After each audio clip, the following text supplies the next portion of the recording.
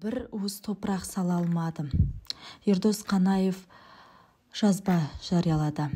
Оның айтуынша, ол қаралы хабарды естігенде Меккеде қажылықта болған. Бағлан Әбдірайымовтың өмірден өткен әкесіне арнап жан тебірентерлік жазба жариялады.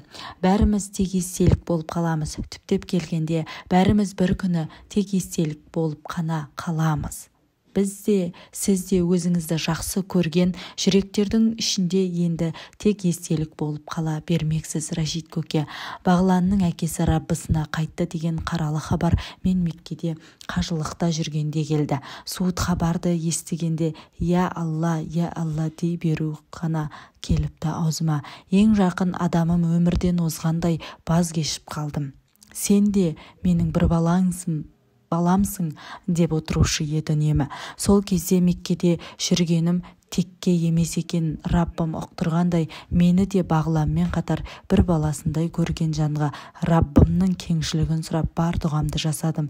Тек әттеген айым жаназасына қатысып бір уыс топырақ сала алмағаным.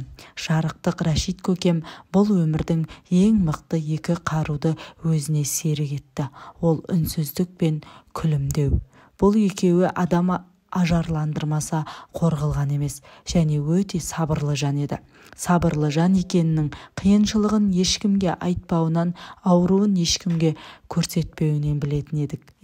Уақыт қашады, бағынбайды, бағындырады, басқарады дегенін істеді.